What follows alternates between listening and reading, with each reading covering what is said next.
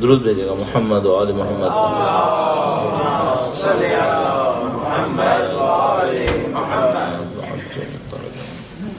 پروردگار عالم کا انتہائی احسان ہے، اس نے ہمیں اور آپ کو ذکر سید الشہداء کی سعادت نصیب فرمائے. خدا تعالیٰ کی دی ہوئی سعادت کا شکر بجا لانے کے لیے اور اس دعا کے ساتھ کہ انشاءاللہ تا قیام قیامت ہماری اولادیں ذکر حسین کو جاری و ساری رکھنے والوں میں قرار فرمائے. درود بھیجے محمد و آل محمد.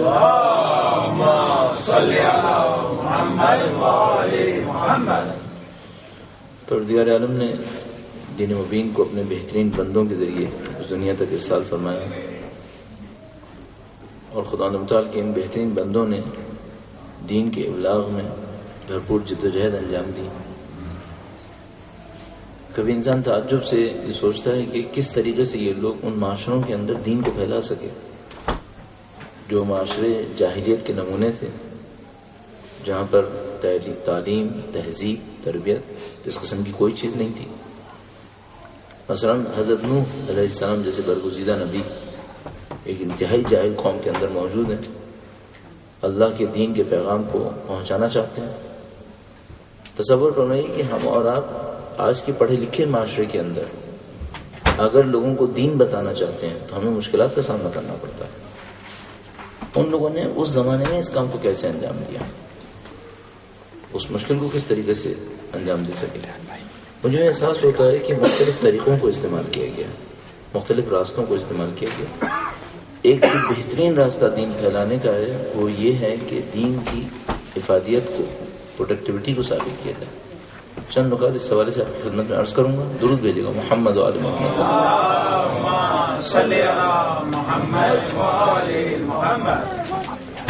آج کی دنیا ایفیشنسی کی دنیا ہے. آج اگر آپ یہ کہتے ہیں کہ آپ کی کوئی بات صحیح بات ہے تو بجائے یہ کہ آپ فلسفے اور منطق کے ذریعے اس کے دلائل کو ثابت کریں، آسان ترین راستہ یہ ہے کہ آپ اس کی ایفیشنسی کو ثابت کر دیجیے، اس کی پروڈکٹیوٹی کو ثابت کر دیجیے. آپ کوئی پروڈکٹ بیچنا چاہتے ہیں اور آپ اس کے اوپر ریسرچ پیپر لکھوا لیں کہ یہ اس کے اندر ہے، وہ اس کے اندر ہے، اس کی شاید ضرورت نہیں رہتی. بہترین کام یہ ہے کہ آپ یہ ثابت کر دیں کہ یہ کارآمد ہے یا نہیں ہے. اگر مفید ہے خود بخود پھیل جائے گا، خود بخود قبول ہو جائے گا.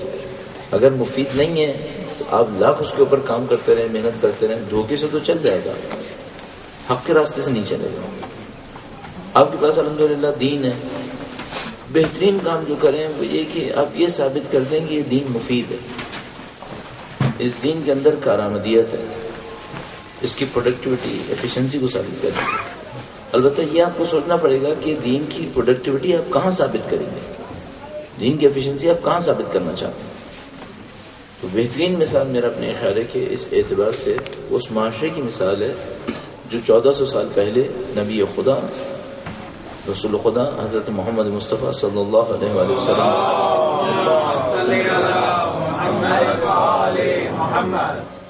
نبی ایک جاہل معاشرے میں تھے. مکے سے ہجرت کر کے مدینہ تشریف لائے. پہلی دفعہ موقع ملا کہ ایک معاشرہ قائم کرا. انہوں نے ایک معاشرہ قائم کیا. جب وہ معاشرہ قائم ہوا، اس معاشرے کے مثبت اثرات جو اس کی پازیٹیو ایفیکٹ تھے وہ مختلف سوسائٹیز میں پھیلنا شروع ہو گئے. لوگوں کو احساس ہوا کہ بھئی ہم لوگ تو نامنی میں زندگی گزار رہے ہیں اور جو اللہ کے رسول نے معاشرہ بنایا وہاں پیس اور سیکورٹی ہے. لوگوں کو احساس ہوا کہ ہم لوگ جس معاشرے میں زندگی گزار رہے ہیں وہاں محبت نہیں ہے.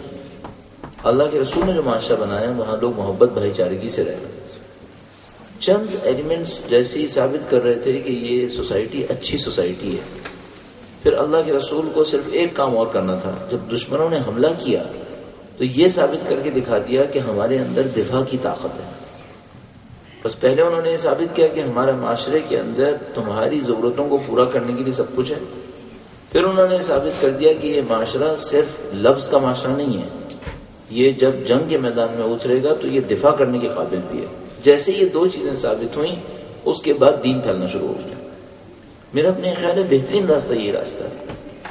اور جب تک میں اور آپ اپنے دین کی پروڈکٹیوٹی کو ثابت نہیں کر سکیں گے ہم لوگوں کے سامنے دین کو پھیلانے کا سبب نہیں بن پائیں گے. اب یہ آپ کو اور ہمیں سوچنا پڑے گا کہ آپ جیسے یورپ کے معاشرے کے اندر رہ رہے ہیں، یا ممکن ہے ہمارے سننے والے دنیا کی کسی بھی معاشرے کے اندر رہ رہے ہوں، یہ پروڈکٹیوٹی ثابت کیسے کریں گے؟ اپنے کام کو ثابت کر کے کیسے دکھائیں گے؟ میں اپنے طور پہ سمجھتا ہوں کہ یہ جو ہماری اور آپ کی گیدرنگز ہیں یہ بہترین راستوں میں سے ایک راستہ ہے. یعنی مجھے یوں سمجھ میں آتا ہے کہ دنیا میں آپ کوئی بھی کام کر رہے ہو، اگر آپ آرگنائزڈ وے میں کر دیں خود بخود وہ کام ایڈورٹائزمنٹ میں تبدیل ہو جاتا ہے، منظم ہو جائے. اور خوش قسمتی سے ہمارے پاس ساری فکری بنیادیں موجود ہیں. یعنی کون سی قوم ایسی قوم ہوگی جس کے لیڈر نے شہادت سے پہلے کہا ہو اوصیکم بتقوی اللہ ونظم امرکم. مولا امیر المومنین اپنی شہادت سے پہلے ارشاد فرماتے ہیں، درود بھیجے گا محمد وآل محمد.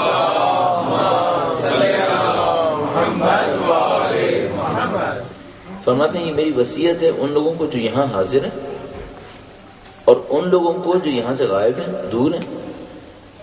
ان لوگوں کو بھی یہ وصیت ہے جن تک میرا یہ لکھا ہوا پہنچے گا. یعنی یہ سمجھ لیجئے کہ مولا یہ بیان فرما رہے ہیں کہ مجھے معلوم ہے میرا یہ کہا ہوا ضائع نہیں جائے گا، یہ لکھ لیا جائے گا. اور یہ فرما رہے ہیں کہ یہ لکھا ہوا سال 2 سال میں ختم نہیں ہوگا، یہ لکھا ہوا صدیوں چلے گا. اور وہ یہ فرما رہے ہیں کہ یہ جو لکھا ہوا صدیوں چلے گا یہ 1400 سال کے بعد تم جیسے لوگوں تک بھی پہنچے گا. اب جب تم لوگوں جیسے تک پہنچ جائے گا تو تمہیں بھی میری یہ وصیت ہے. کیا وصیت ہے؟ اوصیکم بتقوی اللہ ونظم امرکم. وصیت کرتا ہوں کہ اللہ کا تقوی اختیار کرو، اپنے کاموں کو منظم کرو. اب ذرا تصور فرمائیں، وہ امیر المومنین کے جو فرماتے ہیں میں آسمان کے راستوں کو زمین کے راستوں سے بہتر جانتا ہوں.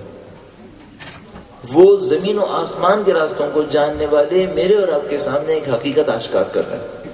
اور وہ حقیقت کیا ہے؟ وہ یہ کہ اللہ کا تقوی اختیار کرو اور اپنے کاموں کو منظم کرو. اچھا، اب اس نظم و ضبط کی کیا داستان رکھیں اپنے لیے؟ تقوی الہی کے اوپر آپ نے بہت سنا ہے. تقوی الہی کی سادہ ترین تعبیر یہ، جو خدا نے چاہا ہے وہ کر لو، جو خدا نے نہیں چاہا ہے اس سے پرہیز کرو. ما آتاکم الرسول فخذوہ وما نہاکم عنہ فانتہوا. جو اللہ کے رسول تمہیں دیں وہ لے لو، اور جس سے اللہ کے رسول کہیں باز آ جاؤ اس سے باز آ جاؤ. یہ تقوی ہے. نظم امرکم کیا ہے؟ اب جو کام کریں اس کے 2 پہلو ہوں گے، منظم پہلو، غیر منظم پہلو. صرف یہ سوچ لیجیے کہ اس کام کو اگر منظم کروں تو کیا ہوگا. بے نظم سے بچ جائیے، منظم کرنے کی کوشش کر لیجیے. ایک آپ کی انفرادی زندگی ہے، ایک آپ کی معاشرتی زندگی ہے. شاید آپ اپنی انفرادی زندگی میں بھی بے نظم زندگی گزاریں، آپ نقصان اٹھائیں گے. شاید نہیں بلکہ میں یقین سے کہہ رہا ہوں کہ نقصان اٹھائیں گے. شاید اس عنوان سے کہہ رہا ہوں کہ یہ شاید کوئی قبول کر لے کہ ٹھیک ہے آپ کی مرضی، آپ ذاتی زندگی کے اندر بے نظمی دکھا لیں. لیکن اگر آپ معاشرتی زندگی میں بے نظمی دکھائیں گے تو سب سے بڑا نقصان آپ کی ذات کو نہیں ہوگا، آپ کے دین کو ہوگا، آپ کی فکر کو ہوگا. مثلا میں تقریباً سکون سے آپ کی خدمت میں عرض کر رہا ہوں، اگر میں اور آپ وقت کے معاملے میں بے نظمی دکھائیں گے آپ کی ذات کو نقصان نہیں ہوگا، آپ کے دین کو نقصان ہوگا. اگر آپ اپنے معاشرتی زندگی کے اندر نظم و ضبط دکھائیں گے آپ کی ذات کو تو فائدہ ہوگا ہی، آپ کے دین کو بہت فائدہ ہوگا. اور یہ جتنی آپ رکاوٹیں دیکھتے ہیں، میرا اپنا یہ خیال ہے جتنا میں سمجھ پایا ابھی تک، وہ یہ کہ میں کبھی سوچتا ہوں کہ بھئی ایک چھوٹی سی کمپنی بھی ایک پروڈکٹ بناتی ہے، ایک ملٹی نیشنل کمپنی بھی وہی پروڈکٹ بنا رہی ہوتی ہے، بلکہ بعض اوقات ملٹی نیشنل کی کوالٹی شاید کمپرومائزڈ ہوتی ہے اس چھوٹی کمپنی کے مقابلے میں. لیکن وہ چھوٹی کمپنی پھر بھی کامیاب ہو جاتی ہے، ناکام ہو جاتی ہے، اور وہ جو ملٹی نیشنل ہوتی ہے وہ کامیابی لیے جا رہی ہوتی ہے. شاید وجوہات میں سے ایک وجہ یہ ہوتی ہے کہ وہ لوگ جو کامیاب ہوتے ہیں وہ چھوٹی چیزوں پر اہمیت دے رہے ہوتے ہیں، وہ چھوٹی چیزوں کو اپنی نظر میں رکھ رہے ہوتے ہیں. اور وہ جو ناکام ہوتے ہیں وہ تمام تر اپنی اچھائیوں کے باوجود جو غلطی کر رہے ہوتے ہیں وہ چھوٹی چیزوں کو نظر میں نہیں رکھتے. یہی میرے اور آپ کے ساتھ ہو رہا ہے. آپ کا دین دنیا کا بہترین دین ہے. الیوم اکملت لکم دینکم کی سند اس کے ساتھ موجود. صرف ایک مشکل ہے، آپ اپنے دین پر عمل کرنے کے دوران چھوٹی چیزوں کا خیال نہیں کر رہے. نہ ہم وقت کے معاملے میں منظم ہیں، نہ ہم آنے جانے میں منظم ہیں، نہ ہم اپنے دوسرے کاموں کو نظم و ضبط دے سکیں. آپ انہی کاموں کو منظم کر لیجئے. اور میں تعجب سے بعض اوقات یہ دیکھتا ہوں کہ ہمارے دوست احباب جو ہمارے سامنے آ کر یہ مثالیں دیتے ہیں کہ آپ فلاں قوم کو دیکھیں اس نے کتنی بڑی کامیابی حاصل کر لی، فلاں قوم کو دیکھیں اس نے کتنی بڑی کامیابی. تو بھائی بندے خدا، تم نے بھی تو ان سے کچھ سیکھ لیا ہوتا. تم ہمارے سامنے آ کر یہ کہہ رہے ہو کہ اس نے یہ کامیابی حاصل کی، اس نے کامیابی حاصل کی، تو ان کی کامیابیوں سے خود بھی تو کچھ سیکھ لو. وہ کچھ کام منظم طریقے سے کر رہے تھے، آپ بھی منظم ہو جاؤ. کسی نے ہاتھ روکا ہے کیا؟ اور منظم ہونا زیادہ تر میرے اور آپ کے حق میں ہے، زیادہ تر میرے اور آپ کے حق میں ہے. اب میں اس کی مزید داستان عرض نہیں کروں گا. مقصود یہ ہے کہ اپنے کاموں کو منظم کر لیجئے. آپ کی نظم و ضبط سے آپ کے دین کو اچھا اثر ملے گا. اور شاید ایک اور پہلو جو متاثر کرے گا وہ آپ کی اولاد ہوگی. ظاہر ہے آپ جو اس ماحول کے اندر رہنے والے ہیں، آپ کی پریشانیوں میں سے ایک پریشانی اپنی اولاد رہتی ہے. البتہ یہ پریشانی ان لوگوں کے لیے بھی اتنی ہے جو پاکستان اور ہندوستان میں رہ رہے ہیں جتنی آپ کے لیے، لیکن شاید آپ زیادہ پریشان ہو رہے ہوں گے اس کے ظاہری مسائل کی وجہ سے، ورنہ وہاں پر بھی یہ پریشانی کم نہیں ہے، شاید اس سے زیادہ ہی بن گئی ہے. تو اس پر بھی اچھا اور برا اثر پڑ سکتا ہے. اگر آپ اور میں اپنی اس اجتماعی معاشرتی زندگی کے اندر نظم و ضبط نہیں دکھائیں گے تو اس کے اوپر بھی کوئی بہت زیادہ اچھا اثر نہیں پڑے گا. بہرحال اس مسئلے کی طرف ضرور توجہ فرمائیے گا. درود بھیجیں محمد والے محمد پر.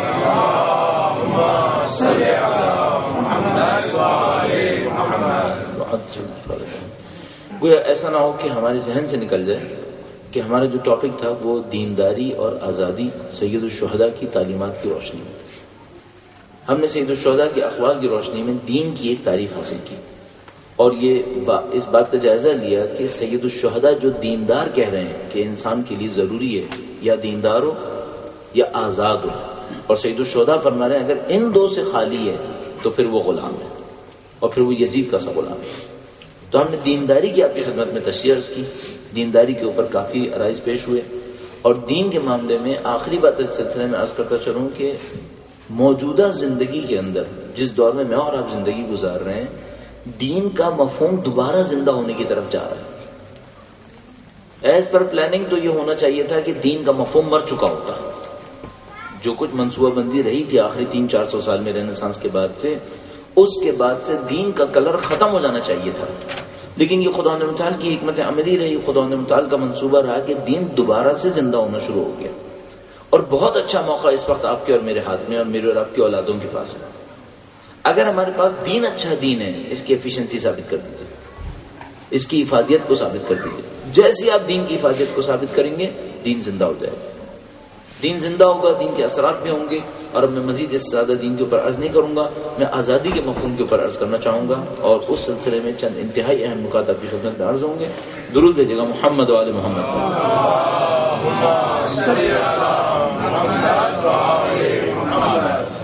تبرکن سید الشہداء کو قول دوبارہ دہرا لیتے ہیں. سید الشہداء نے عاشور سے پہلے ارشاد فرمایا ان لم یکن لکم دین ولا تخافون المعاد فکونوا احرارا فی دنیاکم. اگر تمہارے پاس دین نہیں ہے، تمہیں قیامت کا خوف نہیں ہے، تو کم سے کم آزاد انسان بن کے دکھاؤ. بیسٹ آف دا آپشنز کیا ہے؟ تمہارے پاس دین ہونا چاہیے، تمہارے پاس قیامت کا خوف ہونا چاہیے. اچھا، جو دوسرا جملہ تھا اس کے اوپر ہم زیادہ بات نہیں کر سکے، قیامت کا خوف ہونا چاہیے. ہم نے ایک مجلس تقریباً برزخ کی زندگی کے اوپر آپ کی خدمت میں اسی لیے عرض کیا تھا کہ اگر آپ اور میں برزخ کی زندگی کے اوپر توجہ دینا شروع کر دیں تو خود بخود بہت ساری چیزیں صحیح ہونا شروع ہو جائیں گی. اچھا، یہ بھی عرض کرتا چلوں ایک باریک سا نقطہ جو میں کئی جگہ عرض کرتا ہوں، آپ کی توجہات کی خاطر عرض کر رہا ہوں. سید الشہداء کی جملے کو غور فرمائیے. اگر عربی میں تو آپ دیکھیں اس میں قیامت کا لفظ استعمال نہیں ہوا. ان لم یکن لکم دین، اگر تمہارے پاس دین نہیں ہے، ولا تخافون المعاد، اور تمہیں معاد کا خوف نہیں ہے، قیامت نہیں کہا. اچھا، یہ کیا ہے؟ سید الشہداء نے یہ کیوں نہیں کہا تمہیں قیامت کا خوف نہیں؟ معاد اور قیامت میں کیا فرق ہے؟ عربی اور فارسی میں معاد استعمال ہوتا ہے زیادہ تر، قیامت کم استعمال ہوتا ہے.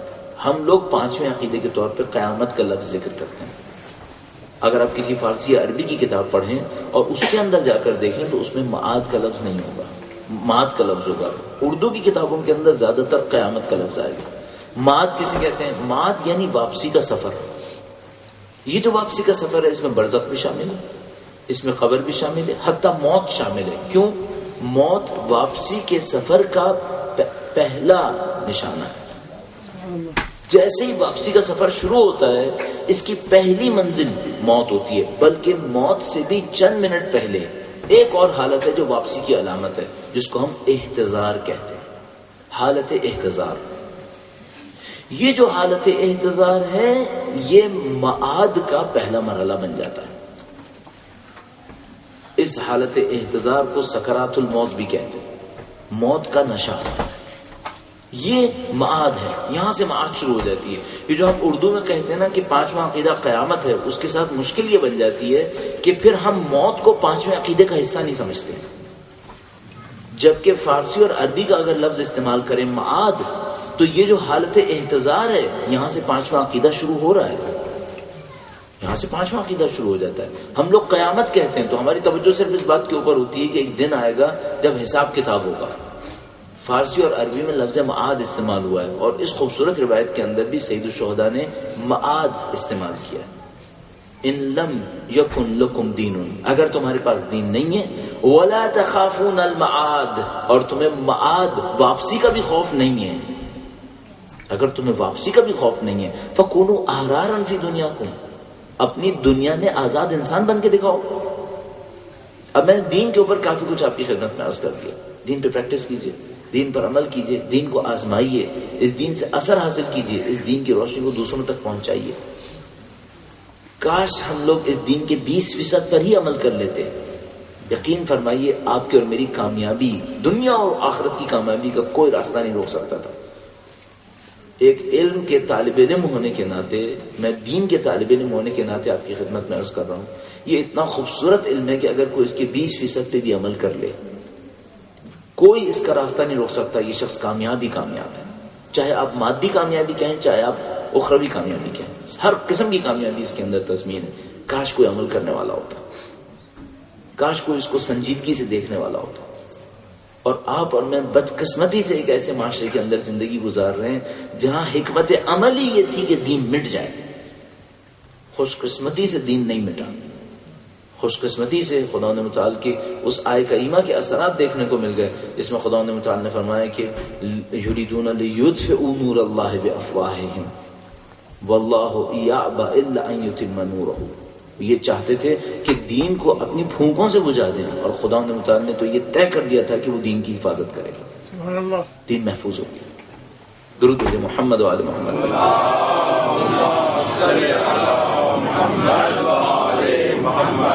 اچھا یہ دین ہے، یہ دین انسان بناتا ہے، یہ دین معاشرے بناتا ہے، یہ آزاد قومیں بناتا ہے. یہ جو سید الشہداء نے کہا کونوا احرارا فی دنیاکم، اس کا مطلب کیا ہے؟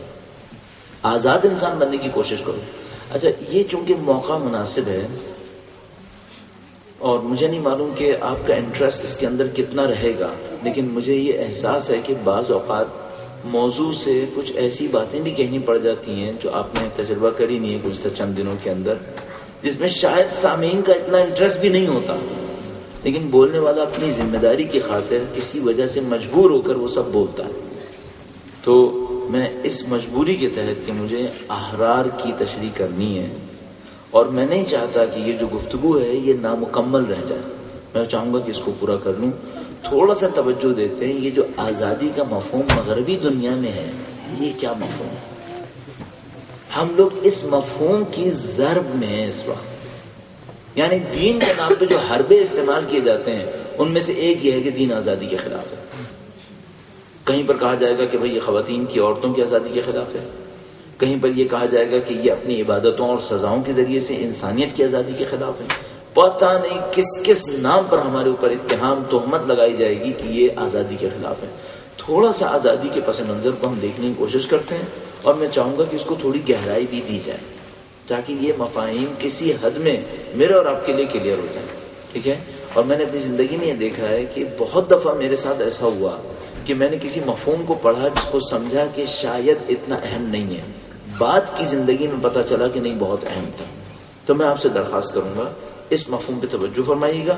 انشاءاللہ وہ وقت دور نہیں ہوگا جب آپ کو اندازہ ہو جائے گا کہ یہ مفہوم کتنی اہمیت کا حامل ہو سکتا ہے. ایک بار پھر درود بھیجیں محمد و آل محمد پر.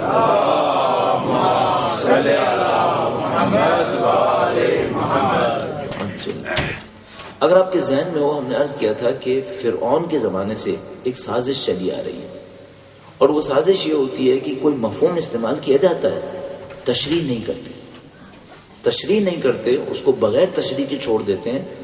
ہر شخص سے چاہتے ہیں جو سوچنا چاہے سوچ لے، واضح نہیں کرتے، اور اس واضح نہ کرنے میں دھوکہ دیتے ہیں، چونکہ ان کو پتا ہے اگر واضح کر دیں گے تو بعد میں کوئی ہم پر اعتراض کرے گا. یہ بالکل ایسے ہی ہے جیسے میں آپ سے بار بار کہتا رہا ہوں منظم رہیے، اور منظم ہونے کی تشریح نہ کروں تاکہ جب میں بے نظم ہوں تو آپ مجھ پر اعتراض نہ کر سکیں. میں آپ سے کہوں صفائی کریں اور صفائی ہونے کی تشریح نہ کروں تاکہ میں آپ پر گرفت کر سکوں، اور اگر میں صفائی سے محروم ہو جاؤں تو آپ مجھ پر گرفت نہ کر سکیں. میرا اپنے خیال ہے اس دنیا نے جتنا برے طریقے سے آزادی کے مفہوم کو استعمال کیا ہے، کسی مفہوم کو اتنے غلط طریقے سے استعمال نہیں کیا.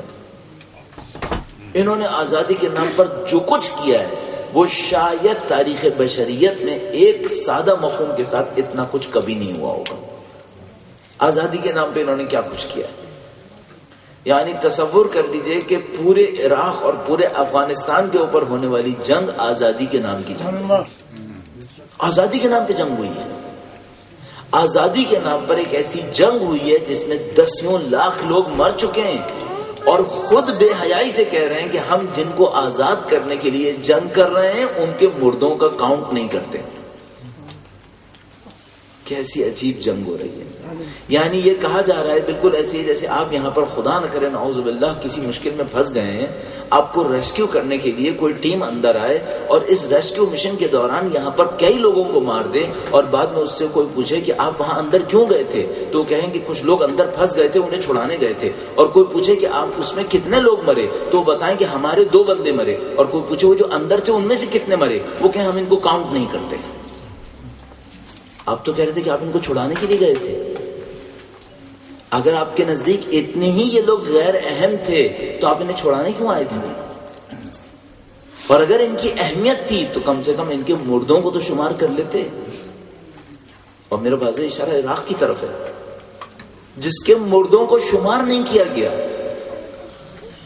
جن لوگوں نے حملہ کیا انہوں نے یہ تو شمار کیا کہ ہمارے کتنے مرے، اس کا کاؤنٹ ڈیلی کاؤنٹ مینٹین ہو رہا ہے. پتہ نہیں وہ بھی سچا ہے یا غلط ہے، لیکن جو جن کو چھڑانے کے لیے آئے تھے ان کے مروں کا کوئی حساب نہیں ہے. اور ان سے پوچھا بھی گیا کہ ٹھیک ہے آج کے دن آپ کے 1000 لوگ مارے گئے، جن کو چھڑانے گئے تھے آپ ان کے کتنے مارے گئے؟ تو انہوں نے کہا ہم شمار نہیں کرتے، یہ ہمارا کام نہیں ہے. یہ آج کی دنیا کی آزادی کے نام پہ. اچھا ان کی آزادی ہے کیا؟ یہ جو فرعون تھا یہ کیا کر رہا تھا؟ تھوڑا سا پس منظر اور عرض کروں گا. اور میں نے عرض کیا میں بہت معذرت چاہتا ہوں، تھوڑا سا اس میں گہرائی میں جائیں گے تاکہ یہ مسئلہ کلیئر ہو جائے کسی طریقے سے. آپ کو مدد ملے گی انشاءاللہ بعد کی زندگی میں. درود بھیجے گا محمد و آل محمد.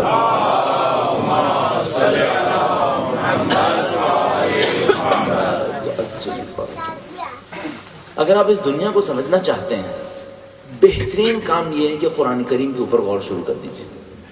میں نے آپ سے شروع کے دنوں میں اصرار کیا تھا کہ آپ کم از کم 10 منٹ قرآن کریم کو دیں. مجھے یوں احساس ہوا ہے جتنا آپ کی قرآن کریم کی شناخت بڑھتی جائے گی آپ دنیا کو زیادہ اچھا پہچان پائیں گے. اس دنیا کے ظالموں کو بھی پہچان پائیں گے اور مظلوموں کو بھی پہچان پائیں گے. کیوں؟ کیونکہ قرآن کریم نے دونوں کا تذکرہ کیا ہے. قرآن کریم انسانیت کی کتاب ہے. اس سے آپ انسانیت کو سمجھ سکتے ہیں، اچھوں کو بھی بروں کو بھی. بروں کو بھی آپ سمجھ جائیں گے کہ یہ کیا کرنے والے ہیں. اب آئیے قرآن کریم کے اندر ظالموں کے ساتھ مشکل کیا ہے؟ بہت سارے بنیادی سوال ہیں یہاں پر. حضرت ابراہیم علیہ السلام دین کی تبلیغ کے لیے دنیا میں تشریف لائے. نمرود سے لڑنے کی کیا ضرورت تھی؟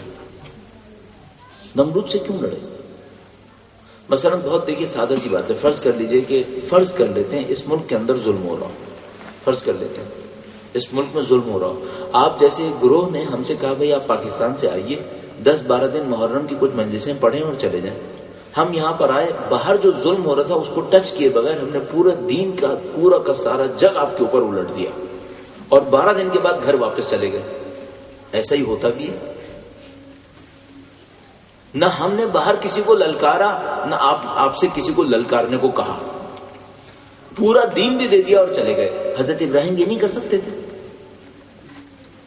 بھائی خدا متعال نے حضرت ابراہیم سے کہا تھا کہ اے ابراہیم جاؤ میرے بندوں کو میرے بارے میں بتاؤ, مجھے ان کو دین سکھاؤ. تو حضرت ابراہیم آتے ہوئے اپنے بندوں سے کہتے کہ بھائی جو لوگ یہاں پر ہیں میں ان کو بتانے آیا ہوں کہ ایک خدا ہے, اس کی عبادت کرنی چاہیے. لوگ ان سے پوچھتے کہ اس کی بندگی کیسے کریں.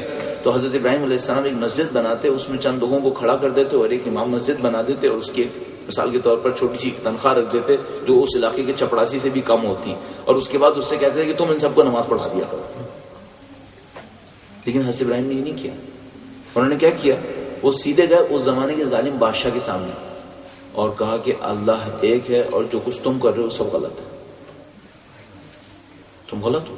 اچھا ہم یہ کہیں گے بھائی یہ ایک ایکسیپشنل کیس ہوگا, حضرت ابراہیم علیہ السلام کی طبیعت میں تھوڑا جہادی عنصر شامل ہو گیا ہوگا کسی ٹیکسٹ کی وجہ سے, اور اس وجہ سے انہوں نے ایک کام کر دیا. یہ حضرت موسیٰ علیہ السلام نے ایک کام کیوں کیا؟ اچھا حضرت موسیٰ علیہ السلام نے تو اپنی پسند سے بھی نہیں کیا, ان کو تو خدا تعالیٰ نے پہلا اسائنمنٹ ہی یہی دیا, اذهبا الى فرعون انه طغى, اے موسیٰ و ہارون دونوں فرعون کی طرف جاؤ, وہ بہت باغی ہو گیا. ان کو تو اسائنمنٹ ہی یہی ملا کہ آپ جائیں سیدھے اور اس باغی کے پاس جا کر کہیں کہ اس نے میرے بندوں کے اوپر کیوں یہ ظلم کیا. بھائی ختمی مرتبہ مکہ تشریف لائے, دین پھیلانے کی کوشش کی, جیسے ہی دین پھیلانے کی کوشش کی قریش مکہ سامنے آ گئے, کہا ہم اجازت نہیں دیں گے. 10 آفریں کی, رسول خدا نے قبول نہیں کی. بھائی تمہاری ساری آفرز میں ریجیکٹ کرتا ہوں اور میں تمہارا مقابلہ کروں گا. یہاں تک کہ مدینہ تشریف لے گئے, 10 جنگیں لڑی, آخرکار دین کو کامیاب کیا. میں ایک سوال پوچھنا چاہ رہا ہوں, یہ ظالموں کو کیوں للکارتے ہیں؟ ظلم کو للکارے بغیر دین نہیں پھیل سکتا کیا؟ اب آ جائیے سید الشہداء کے معرکے کی طرف تاکہ ہم اس موضوع سے باہر نہ چلے جائیں. سید الشہداء کے سامنے ایک مشکل تھی, وہ یہ کہ دین ختم ہو رہا تھا. اب یہاں پر کئی سوالات آپ پہلے بھی سن چکے ہیں. وہ یہ کہ دین ختم ہو رہا تھا, کیا مطلب؟ کیا لوگ نماز نہیں پڑھ رہے تھے؟ نماز تو پڑھ رہے تھے. قرآن کریم نہیں پڑھ رہے تھے؟ قرآن کریم بھی پڑھ رہے تھے. اللہ کا نام نہیں لیتے تھے, اذانیں نہیں ہو رہی تھیں؟ اذانیں بھی ہو رہی تھیں. پھر دین کیا ختم ہو رہا تھا؟ ہمارے یہاں تو دین یہی ہوتا ہے. اچھا سید الشہداء دین پھیلانا چاہتے تھے تو ایک اور کام کرتے, میری طرح مثال کے طور پر کسی ایک علاقے کے اندر ہفتے وار ایک درس رکھ لیتے, ہزاروں لوگ اس درس میں آتے, سید الشہداء روایت بیان کرتے, لوگ روایت سن لیتے. سید الشہداء نے سب نہیں کیا. ان سے کہا کہ آپ بیعت کریں, انہوں نے کہا میں بیعت نہیں کروں گا. کہا نہیں کریں گے گردن کاٹ دی جائے گی. فرمایا ٹھیک ہے میں گردن کٹواؤں گا, بیعت نہیں کروں گا. اچھا اگر بیعت کر لیتے تو کیا ہوتا؟ بیعت کر لیتے, بعد میں کسی جگہ درس دے دیتے. میں گارنٹی سے کہہ رہا ہوں کہ اگر سید الشہداء یزید کی مخالفت نہ کرتے, کسی بھی وجہ میں یزید کے لیے کوئی مسئلہ نہیں تھا, وہ سید الشہداء پہ کوئی حملہ نہیں کرتا. اگر سید الشہداء مخالفت نہ کرتے, بلکہ ایک بڑا سا شہریہ لگا دیتا, بڑا سا انعام لگا دیتا کہ جو ہر سال سید الشہداء کو جاتا. سید الشہداء نے مخالفت. یہ سب ظالموں سے کیوں ٹکراتے ہیں؟ آیا ہمارا دین ایسا ہے کہ ظلم کے ساتھ چل سکے؟ کیا ہمارا دین ظلم کے ساتھ چل سکتا ہے؟ مولا امیر المومنین کی وصیت آپ کی خدمت میں عرض کروں گا, جو انہوں نے 2 اماموں امام حسن و حسین علیہ السلام کی لکھی. درود بھیجے محمد و آل محمد پر.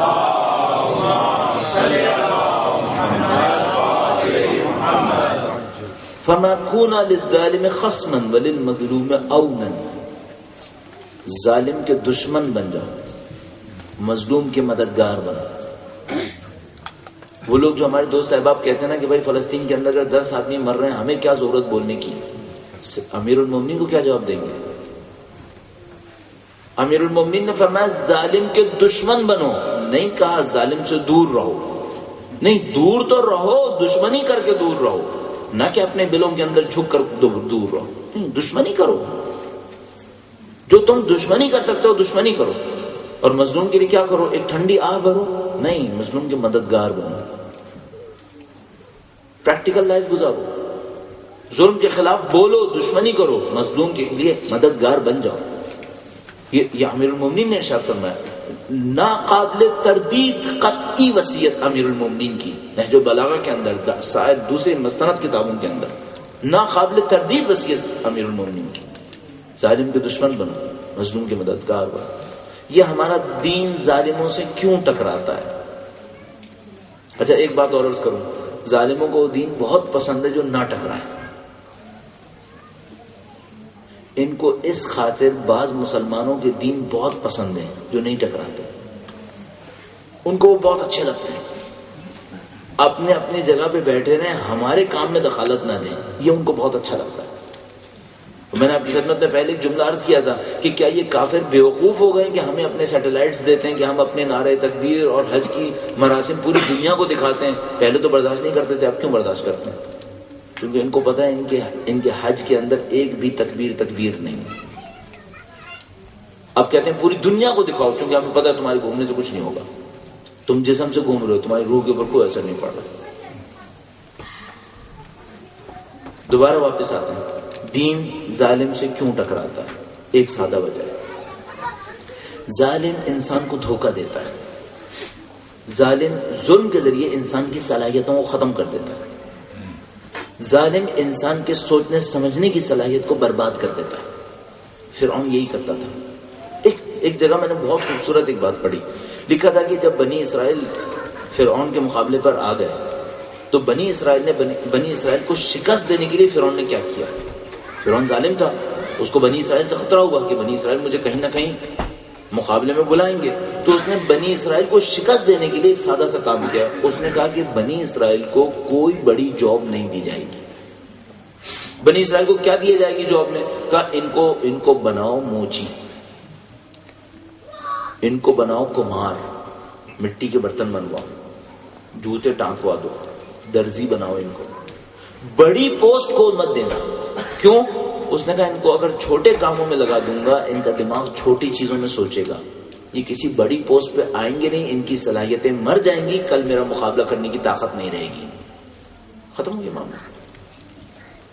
ظالم کے ساتھ ایک مصیبت ہے، یہ ایک قوم کو بیوقوف بناتا ہے۔ جعل شیعہا یستضعف طائفۃ منہم، یہ ایک قوم کو بیوقوف بناتا ہے، ایک کو اپنا سپورٹر بناتا ہے، ایک کو اپنا مخالف بناتا ہے۔ سپورٹر کو کچھ نواز دیتا ہے، باقیوں کو دبا دیتا ہے۔ میں کہوں گا آج کی مغربی دنیا فرعون ہے اپنے تمام معنی کے اندر۔ اس نے اپنی مختصر سی قوم کو نواز دیا ہے، باقی پوری دنیا کو ذلیل کر دیا ہے۔ انہوں نے یہ کیا، اور آپ ہم سے کہتے ہیں یہ ملک بہت اچھا ہے، دیکھیے کہ اپنے رہنے والوں کو کتنا کچھ دیتا ہے۔ یہی فرعون نے کیا تھا۔ قرآن کریم فرماتے ہیں جعل شیعہا یستضعف طائفۃ منہم یذبح ابناءہم ویستحیی نساءہم، یہی فرعون نے کیا تھا، اپنی قوم کو کھلاتا تھا، پلاتا تھا، بنی اسرائیل کو جانور بنا کے رکھا ہوا تھا، بنی اسرائیل سے کام لیتا تھا۔ آج کی فرسٹ ورلڈ اگر واقعاً کوئی ہے تو وہ تھرڈ ورلڈ کے ساتھ کیا کر رہی ہے؟ آپ قرآن کریم پہ غور کریں نا، آپ قرآن کریم کو پڑھنے کی کوشش کریں، اور پھر بار بار ایک بات سوچیے گا، یہ فرعون مرے نہیں ہیں، اگر مرے ہوتے تو قرآن کریم ان کا تذکرہ نہ کرتا۔ یہ فرعون زندہ ہیں سارے، یہ قارون زندہ ہیں، یہ نمرود زندہ ہے، یہ سامری زندہ ہے، اور ہر دور میں ایک حسین زندہ ہے، ہر دور میں سید الشہداء کے ماننے والے بھی زندہ ہے۔ درود بھیجیں محمد والے محمد۔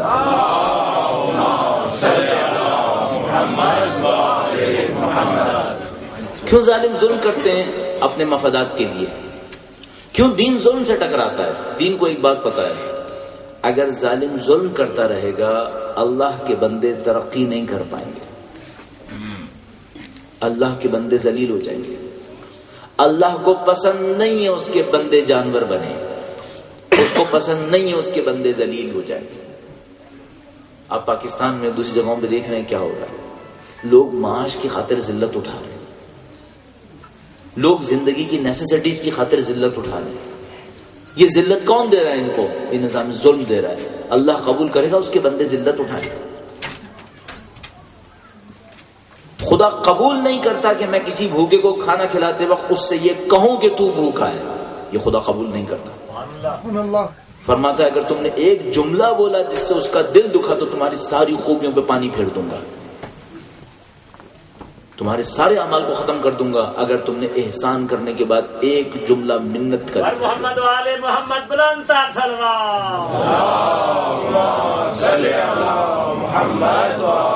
محمد، ایک جملہ منت کا نہ سننے والا خدا یہ قبول کرے گا کہ کروڑوں انسان سر جھکا کے کھڑے رہے؟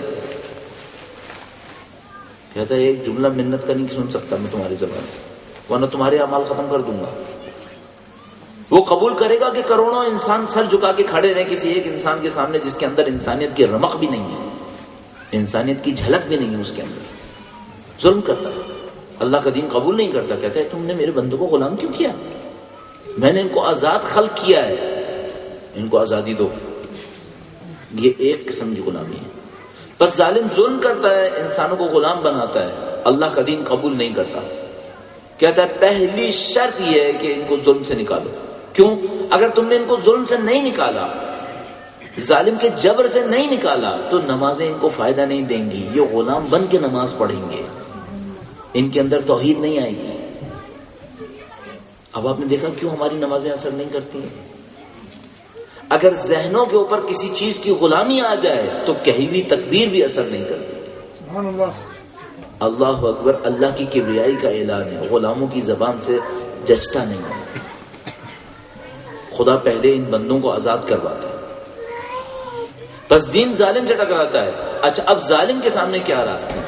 اب میں تھوڑا سا ظالم کی سائیکالوجی کا انالیسس کرتا ہوں، جو قرآن کریم کی روشنی میں ہوگا۔ جتنی باتیں میں آپ کی خدمت میں عرض کر رہا ہوں، پوری کوشش کر رہا ہوں کہ یہ قرآن کریم سے اٹیچ ہوتی رہے، سید الشہداء کی منطق سے لگتی رہے، تاکہ آپ یہ نہ سوچیں کہ ہم نے سائیکالوجی کی کسی بک کے اندر، مثال کے طور پر پولیٹیکل سائیکالوجی کی کسی بک کے اندر ڈکٹیٹرشپ کا جو پولیٹیکل انالیسس کیا ہے، سائیکالوجیکل انالیسس کیا ہے، وہ آپ کی خدمت میں عرض کرنا نہیں، یہ صرف قرآن کریم سے، قرآن کریم کے اندر یہ سب کچھ۔ اچھا، اب ظالم کیا کرتا ہے؟ ظالم کیا کر رہا ہے؟ ظالم کچھ لوگوں کو بے وقوف بنا رہا ہے اپنے مفادات کی خاطر۔ یہ جو کچھ لوگوں کو بے وقوف بنا رہا ہے، اس کو ایک بات کا دھڑکا لگا رہتا ہے، میں نے کچھ لوگوں کو بے وقوف بنا تو لیا ہے، لیکن یہ لوگ کبھی نہ کبھی جاگ جائیں گے۔ یہ دھڑکا ہمیشہ کا ہوتا ہے۔ مثلا فرعون نے قوم بنی اسرائیل کو بے وقوف بنا کے رکھا ہوا ہے، لیکن اس کو دھڑکا یہ لگا ہوا ہے کہ ایک موسیٰ آنے والے ہیں جو ان کو جگا دیں گے۔ اچھا، ظالم کو یہ بھی پتا ہے کہ اگر یہ قومیں جاگ گئیں تو پھر میرے ہاتھ میں نہیں رہیں گی، پھر تو ظالم کی موت ہوتی ہے قوموں کی آگہی، قوموں کا علم ظالم کی موت ہوتی ہے۔ وہ قوموں کو علم نہیں دے گا، وہ قوموں کے پیٹ بھرے گا، ان کے فکروں کو آزاد نہیں ہونے دے گا۔ اور یہی کام یہاں ہو رہا ہے، یہی کام امریکہ میں ہو رہا ہے۔ یہ اپنی قوموں کے شکم بھر رہے ہیں، ان کی فکروں کو آزاد نہیں ہونے دیں گے۔ اور یہ میں ابھی آپ کی خدمت میں عرض کرنے کی کوشش کروں گا کہ آپ کہیں گے نہیں، اس سے زیادہ آزادی کہاں مل سکتی ہے، اور میں آپ سے عرض کروں گا یہ آزادی نہیں ہے، یہ غلامی کی ماڈرن قسم ہے۔ سبحان اللہ، یہ 20ویں صدی کی غلامی ہے، یہ 21ویں صدی کی غلامی ہے جو نئے روپ کے اندر ظاہر ہوئی ہے۔ بس ایک بات طے ہو گئی، ظالم کو ایک بات کا دھڑکا لگا رہتا ہے، اتنی قوم کو میں نے بے وقوف بنایا، اگر یہ سمجھ گئے تو کیا ہوگا؟ یہ تو میرا حلیہ بگاڑ دیں گے۔ امام خمینی کہتے تھے اگر مسلمان جاگ جائیں اور ایک ایک بالٹی پانی اسرائیل پر ڈالیں تو اسرائیل ڈوب جائے گا،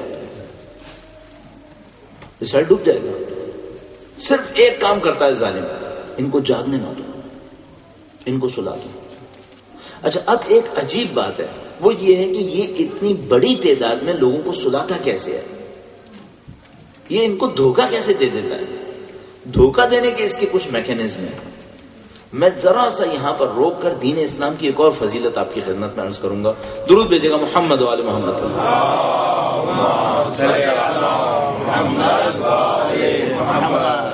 انشاءاللہ خدا متعال سے اس دعا کے ساتھ کہ ہم ان مفاہیم کے ذریعے سے اپنی حجت کی نصرت میں ایک قدم اور آگے بڑھ سکیں۔ درود بھیجے محمد و آل محمد۔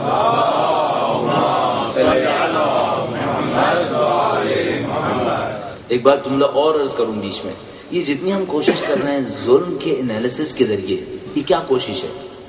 ہم امام زمانہ کے دشمنوں کو پہچاننے کی کوشش کر رہے ہیں۔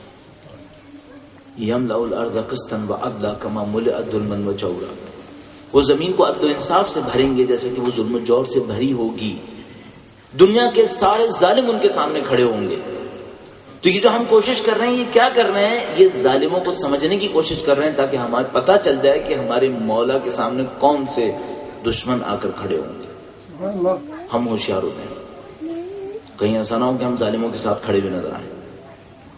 کہیں ایسا نہ ہو ہم ظالموں کے چنگل میں پھنس چکے ہوں. کل ہمارے مولا تشریف لائیں اور ہم سے کہیں کہ تم میرے ماننے والے تھے، تم ظالموں کے ساتھ کیوں کھڑے تھے؟ آپ کو اور مجھے بہت ہوشیار ہونا پڑے گا. ایک بار پھر درود بھیجیں محمد و آل محمد.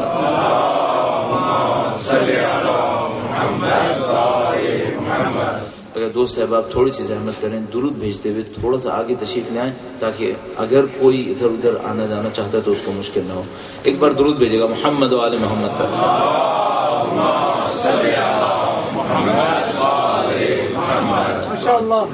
بار دیگر درود بھیجیں محمد و آل محمد پر.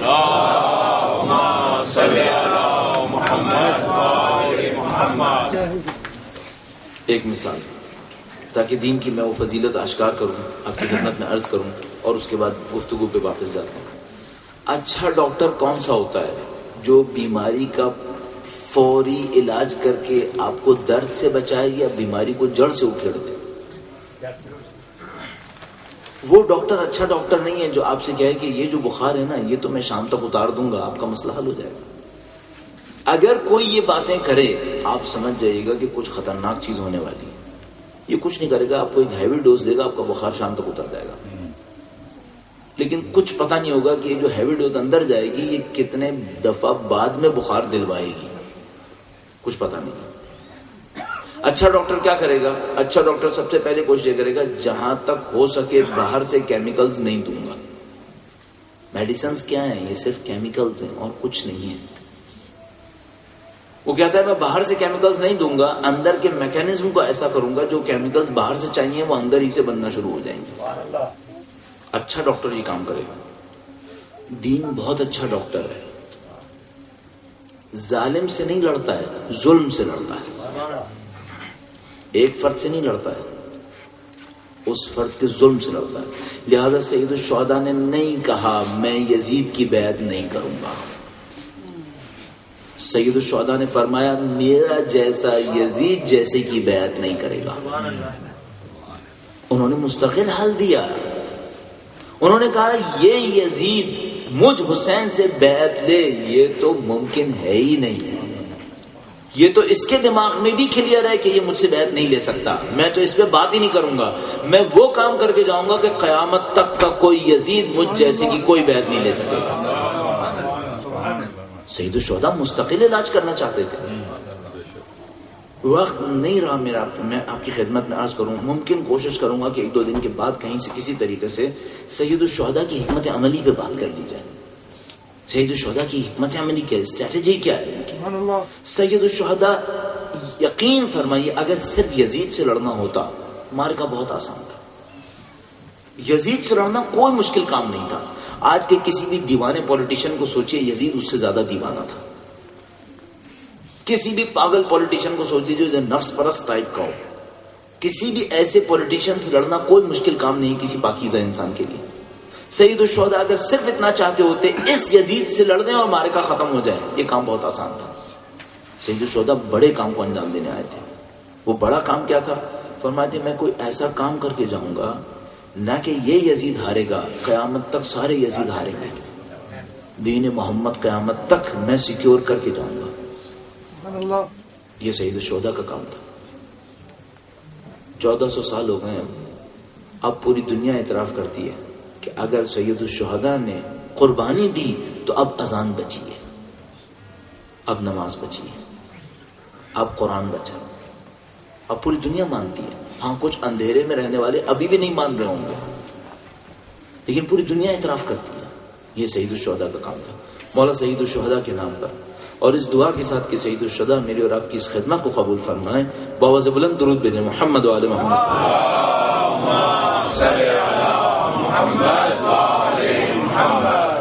دین کی فضیلت کیا ہوئی؟ دین کی فضیلت یہ ہوئی ہے علاج چھوٹا نہیں کرتا، مستقل علاج کرتا ہے. اب دین کے سامنے مشکل کیا ہے؟ دین کے سامنے مشکل یہ ہے کہ بھائی ہر دور میں ظالم آ رہے ہیں، ہر دور میں ظالم آ رہے ہیں اور یہ ظالم ایک ہی کام کر رہے ہیں، لوگوں کو بیوقوف بنا رہے ہیں، لوگوں کو بیوقوف بنا رہے ہیں. اب دین نے ان ظالموں کا علاج کرنا ہے. اچھا یہ ظالم بیوقوف بناتے کیسے ہیں؟ آج کی دنیا کو بھی ذہن میں رکھیے گا. ظالم بیوقوف بناتے کیسے ہیں؟ یہ مظلوموں کو کتابیں پڑھاتے ہیں کیا؟ نہیں. یہ مظلوموں کی کتابیں نہیں پڑھاتے. یہ کوئی ایسا نظام بناتے ہیں کہ ان کو جبر بھی نہ کرنا پڑے. ذرا سا رکیے، میں ایک اور آپ کی خدمت میں مصلحت عرض کروں. کسی پہ ظلم کرنا چاہتا ہے کوئی انسان تو دو راستے ہوتے ہیں. ایک راستہ تو ہوتا ہے کہ کوڑا ہاتھ میں لیتا ہے، شمشیر ہاتھ میں لیتا ہے، اس کے پاؤں میں بیڑیاں ڈالے، اس کے ہاتھوں میں ہتھکڑی پہنائے اور ظلم شروع کر دے. یہ ظلم بہت مؤثر ہے، لیکن اس ظلم میں خرابی ہوتی ہے. یہ جو ظلم کے نیچے پس رہا ہوتا ہے یہ انسان باغی ہوتا ہے. یہ باغی ہوتا ہے. جس دن اس کو زنجیریں کھلی مل گئی، یہ انہی زنجیروں سے کوڑے والے کے اوپر ایسا حملہ کرے گا کہ اس کو زنجیروں میں جکڑ دے. تاریخ میں ایسی پسی ہوئی قومیں بہت ہیں جن کو موقع ملے اور انہوں نے پھر اپنے ظالموں سے بدلے لیے. عقل مند ظالم یہ بات جانتا ہے. جو بے وقوف ظالم ہوتا ہے وہ اس بات کو نہیں سمجھ پاتا. وہ ہاتھ میں کوڑا لیتا ہے، شمشیر لیتا ہے، پاؤں میں بیڑیاں اور ہاتھوں میں زنجیریں پہنا کر دبا دب ظلم کرتا ہے، اور اس کو پتہ نہیں ہوتا کہ یہ مظلوم کبھی جاگ جائے گا. یہ جاگے گا اور تجھے اتنا مارے گا کہ پھر تیرا ظلم ختم ہو جائے گا. عقل مند ظالم ایسا نہیں ہے. جس طرح حق نے ترقی کی ہے اس طرح باطل نے بھی بہت ترقی کی ہے. ہم لوگ سمجھ رہے ہیں کہ حق کے نمائندوں تو شریعت کاملہ تک پہنچ گئے اور باطل کا کوئی نمائندہ ہی نہیں ہے. نہیں، باطل کا بھی نظام ہے جیسے حق کا نظام ہے. یہاں آئمہ ہیں، انبیاء ہیں، اولیاء ہیں. باطل کا بھی نظام ہے. ہم سمجھتے ہیں یہاں دین کامل ہو گیا، الیوم اکملت لکم دینکم، اور وہاں گمراہی ابتدائی مراحل میں ہے. نہیں، وہاں گمراہی بھی کمال پر پہنچ گئی ہے. وہاں گمراہی کمال پر پہنچ گئی ہے. وہ جو کمال پر پہنچنے والی گمراہی ہے اس میں ظالم آگاہ ہو گیا. ظالم کیا جان گیا؟ ظالم یہ جان گیا کہ اگر میں نے فزیکل ٹارچر کیا یہ بغاوت کرے گا. اب ظالم نے ایک نئی حکمت عملی ایجاد کی اور اس نے سوچا کہ میں کوئی ایسا راستہ نکالوں کہ میں ظلم بھی کروں گا، یہ غلام بھی بنے گا اور ہنسی خوشی غلام بنے گا. ہنسی خوشی غلام بنے گا. کرے گا وہی جو میں چاہتا ہوں، لیکن مجھے زنجیریں نہیں پہنانی پڑیں گی بلکہ یہ میرے جوتے بھی چاٹے گا. خوشی سے آئے گا. اس کو مجھے کہیں جکڑنا نہیں پڑے گا، قید خانے میں نہیں رکھنا پڑے گا، لیکن یہ میری باؤنڈری لائن سے باہر نہیں جائے گا. خوشی سے کرے گا. اچھا، پہلے جو ظالم تھا اس کو کیا کرنا پڑتا تھا؟ اس کو اپنے جو پسے ہوئے لوگ تھے ان کو جہالت میں رکھنا پڑتا تھا، لٹریسی سے دور رکھنا پڑتا تھا. انور شیروان عادل کے زمانے میں مشہور ہے. وہ جو بڑا عادل سمجھا جاتا ہے اس کے زمانے میں مشہور ہے کہ ایک آدھ دفعہ بادشاہ کو کسی جگہ پر کسی مشکل میں مصیبت پڑ گئی تو اسے کچھ لوگوں سے مدد لینی پڑی. اس نے کچھ زمینداروں سے مدد لی. ان میں سے ایک زمیندار نے کہا کہ میں پیسہ دینے کو تیار ہوں، میں جو کہو گے کروں گا، صرف ایک خدمت کر دو. علم کا حق صرف بادشاہوں کی اولادوں تک تھا، مجھ زمیندار کے بچے کو بھی پڑھنے دو. انور شیروان عادل نے قبول نہیں کیا. اس نے کہا نہیں، ہم تمہیں یہ اجازت نہیں دیں گے، پڑھنے نہیں دیں گے. علم ہمارے لیے ہے. پہلے زمانے کا بادشاہ یہ تھا، پہلے زمانے کا ظالم یہ تھا کہ وہ اس کو کتنے مسائل ہو گئے اس کے سامنے. ایک تو فزیکلی ظلم کرنا پڑتا تھا، پھر اس کو زنجیروں میں جکڑنا پڑتا تھا، اس کو کوڑے برسانے پڑتے تھے، سامنے والے کو ظاہری طور پر پڑھائی لکھائی سے دور رکھنا پڑتا تھا.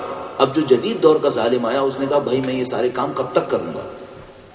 یہ لوگ باقی بن جائیں گے، ان کی نسلیں باقی بن جائیں گی. اب اس نے کیا کہا؟ کہنے لگا کہ میں زنجیر نہیں پہناؤں گا، میں اس کو آزاد چھوڑ دوں گا، میں اس کو پڑھنے بھی دوں گا، اب بھی یہ غلام رہے گا.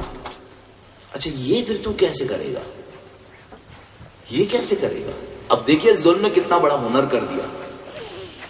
یعنی آپ یہ سمجھ لیجئے کہ آپ سے کوئی یہ کہے کہ بھائی میں ہم سے سب کچھ آپ کے لیے کروں گا اور آپ کو مجھے تنخواہ بھی نہیں دینی ہے، تنخواہ بھی نہیں دینی ہے. اچھا بھائی پھر تو یہ کیا کیسے؟ ہاں، اس نے ایک سادہ سا کام کیا. اس نے کہا کہ میں اس کی نفسانی خواہشات کو آگ لگا دوں گا. میں اس کی نفسانی خواہشات کو آگ لگا دوں گا. مثلا نفسانی خواہشات کو آگ لگا دوں گا کیا مطلب؟ میں اس کو شراب کا رسیہ بنا دوں گا. اچھا، اگر شراب کا رسیہ بن گیا تو کیا ہوگا؟ اس کو شراب تو چاہیے ہوگی نا. شراب میں بناؤں گا. اب کہاں جائے گا؟ آئے گا تو میرے ہی پاس. میں اس کو منشیات کا عادی بنا دوں گا. یہ انجینئر ہوگا، یہ پروفیسر ہوگا، یہ ڈاکٹر ہوگا، یہ ریسرچ اسکالر ہوگا، لیکن اس کو شراب کی عادت ہوگی، اور شراب پینے کہاں جائے گا؟ میرے پاس آئے گا۔ اچھا، پہلے والے جو ظالم ہوتے تھے وہ اپنے مظلوموں کو کمانے نہیں دیتے تھے، کہتے تھے تمہیں کوئی کمائی نہیں دیں گے، تمہیں 10 روپے بھی نہیں دیں گے۔ آج کا ظالم کیا کہتا ہے؟ بیٹا جتنا کمانا ہے کماؤ، کیوں؟ خرچ تم میرے ہی پاس آ کے کرو گے، کماؤ۔ اب وہ کہتا ہے علم دے دو، محنت دے دو، آزادی دے دو، لیکن ان کی نفسانی خواہشات کو ایسی آگ لگاؤ کہ یہ جتنا کمائیں گے، جتنا پڑھیں گے، خدمت میری کریں گے، تو پی ایچ ڈی بھی کروا دیں گے، پیسہ بھی دے دیں گے، پیٹ بھی بھر دیں گے، سب کچھ کر دیں گے۔ کیوں؟ ان کو پتا ہے کہیں نہیں جائے گا، یہ میری مشین کا پرزا ہی بنا رہے گا، پی ایچ ڈی کر لے یا پوسٹ پی ایچ ڈی کر لے، جائے گا کہیں نہیں، یہ ہماری مشین کا پرزا ہے، کہیں بھی جائے گا ہماری مشین نہیں فٹ ہوگا۔ اور ہوشیار کمپنی کی طرح یہ پرزے کو بناتے ایسے ہیں کہ اپنی ہی مشین میں فٹ ہوگا، کسی اور کی مشین میں فٹ ہوگا ہی نہیں۔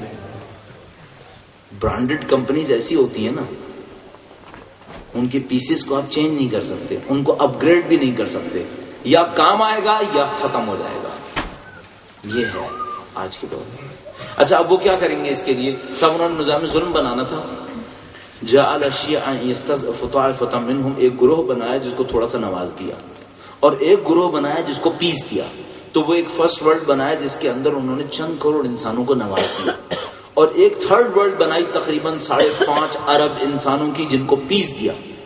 اور وہ جو چند کروڑ انسان تھے جن کو نوازا، ان کو ایسا نوازا کہ جائیں گے کہیں نہیں، رہیں گے ہمارے پاس۔ ان کے پیٹ بھر دیے اور ان کی نفسانی خواہشات کو آگ لگا دی، ان کی جنسیات کو، ان کی شراب کی خواہشات کو، ان کی لگژری کی خواہشات کو ایسی آگ لگائی۔ اب جملہ سنیے گا، یہ گدھوں کی طرح کام کریں گے اور پاگلوں کی طرح خرچ کریں گے، 16 گھنٹے کام کریں گے اور ایک ویکینڈ پہ سب ختم کر دیں گے۔ 11 مہینے کام کریں گے اور ایک ویکیشن کے اوپر سب ختم کر دیں گے۔ اور اس کے بعد جب ان کو مزید عیاشی کی ضرورت ہوگی تو میں ان سے کہوں گا کہ کوئی بات نہیں، میں قرضہ آسان قسطوں میں دینے کو تیار ہوں۔ ان کی کمائی سے، کمائے ہوئے پیسے سے ان کو قرض دوں گا، اور ان کو قرضوں کے بارے میں ایسا جکڑ دوں گا کہ یہ سر اٹھانے کے قابل نہیں رہیں گے۔ جس دن سر اٹھانے کی کوشش کریں گے، ان سے کہوں گا کہ میں تمہارا انشورنس نمبر کینسل کر دوں گا، میں تمہارا کریڈٹ کارڈ بند کروا دوں گا، تم جاؤ گے کہاں؟ اور پھر انتہائی خوبصورت جیل بنا کے رکھوں گا کہ اگر کسی نے سر اٹھایا تو اس کو ایسے جیل میں بھیجوں گا کہ اس کو پتہ چل جائے گا کہاں رہتا ہے۔ یہ 21ویں صدی کی جاہلیت آپ کے سامنے ہے، 21ویں صدی کے فرعون آپ کے سامنے ہے۔ اب دین ان کا حل کیا نکالے؟ اور میں یہ سارے کام کروں گا کس نعرے کے ساتھ؟ آزادی، آزادی، سب کو آزادی ہے۔ اچھا، یہ کس بات کی آزادی ہے؟ یہ آزادی ہے کہ تم جتنی شراب پینا چاہو پی لو، تم آزاد ہو۔ یہ آزادی اس بات کی ہے کہ جتنا برہنگی کرنا چاہتے ہو کر لو۔ یہ آزادی اس بات کی ہے کہ جتنی لوٹ کھسوٹ کرنا چاہتے ہو، جتنی دولت کمانا چاہتے ہو کماؤ، اور جتنی عیاشی کرنا چاہتے ہو کرو، کیونکہ جب تم سب کچھ کر لو گے تو تم آزادی سے چھڑے ہوئے کچھ غلاموں کے سوا کچھ نہیں رہو گے۔ یہ وہ آزادی ہے، یہ وہ آزادی ہے جس کے اندر سوائے غلامی کے کچھ نہیں ملے گا۔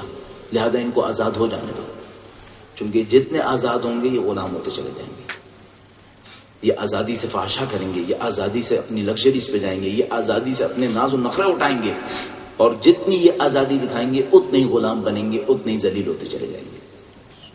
پھنس جائیں گے، کہاں جائیں گے؟ اور پھنس گئے، اور اب کہاں جائیں گے؟ اب پھنس گئے۔ لہذا ایک ایک فرد کے اوپر اگر $8,000 مہینے کے کماتا ہے تو 25,000 سے زیادہ قرض ہوگا۔